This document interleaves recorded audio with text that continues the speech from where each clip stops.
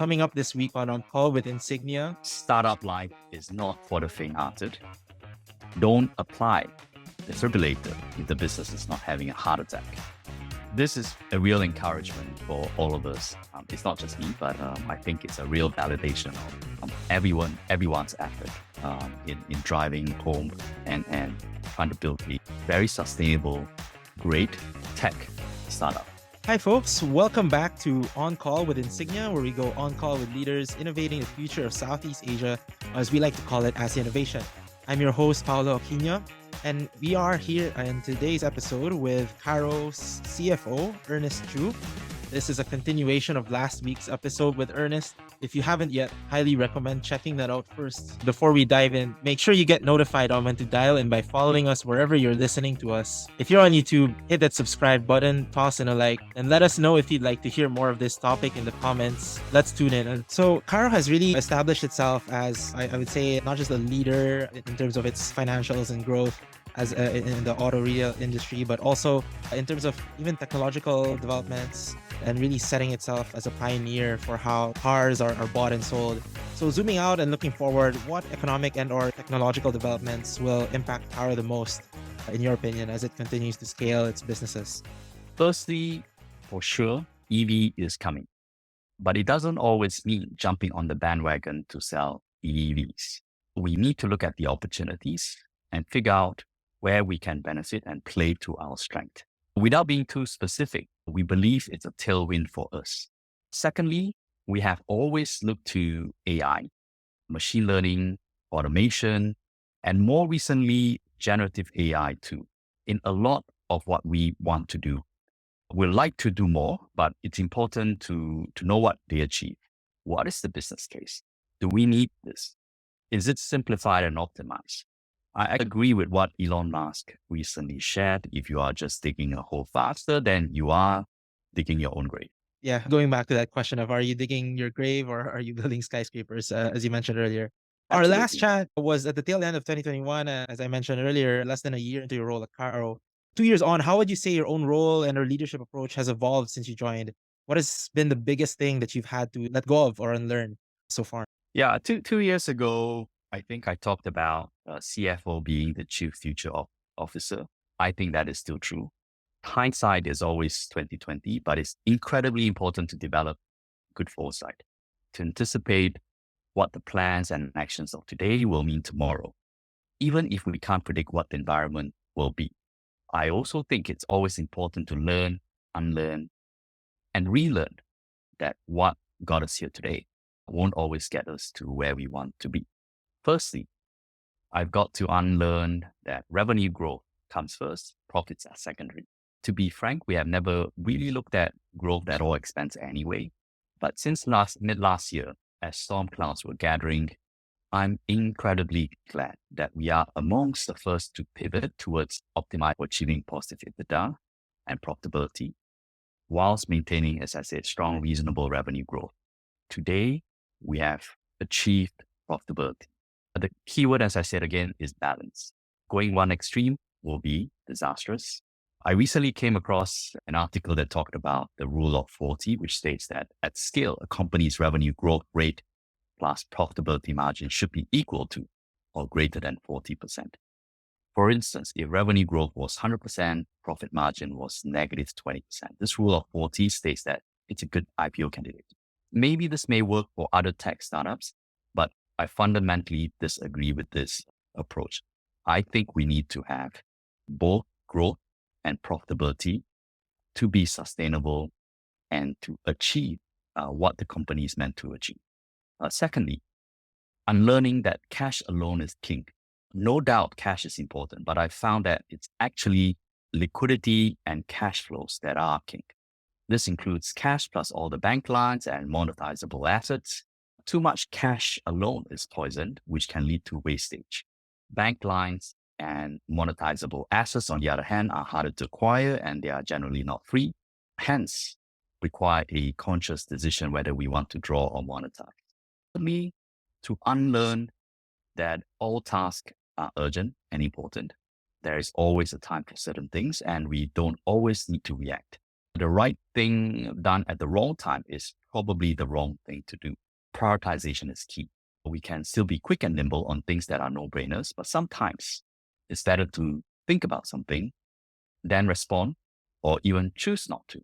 Yeah, a lot of great takeaways there for our audience, and especially the third, unlearning, which is definitely easier said than done. I'm sure, especially in this in the tech startup industry. As CFO for cross-border company, multiple business units, multiple ancillaries, as we've discussed, you really hammered down the importance of not working in silos.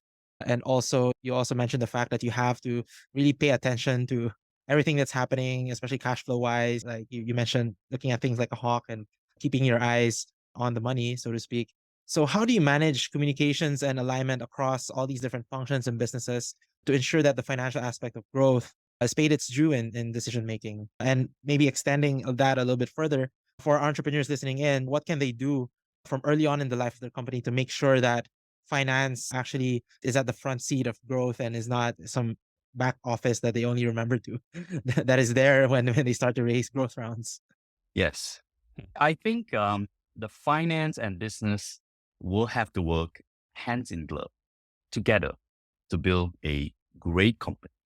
As a result, all our business heads must understand their own P&L and to a certain extent, their cash flows. They will then understand the operating levers to improve their unit economics and the numbers to hit their respective KPIs.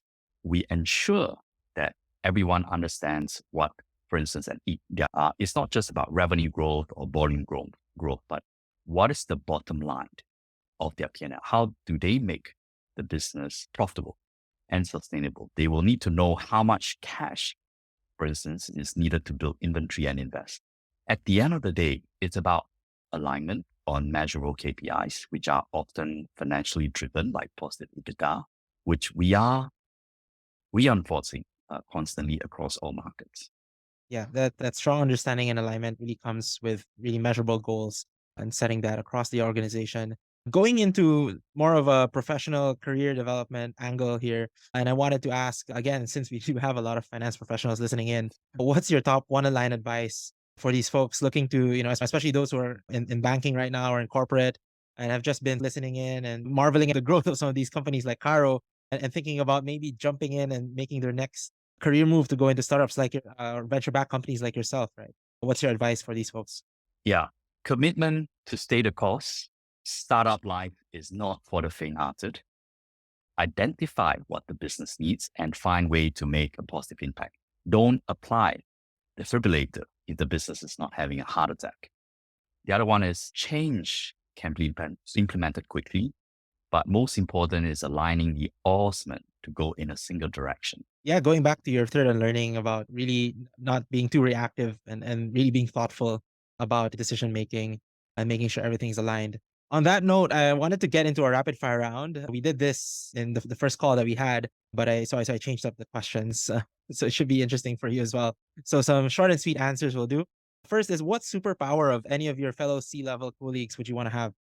Of course, this must be my CEO. Rare to have a supercharged leader, very strategic with programming skills and strong networking skills.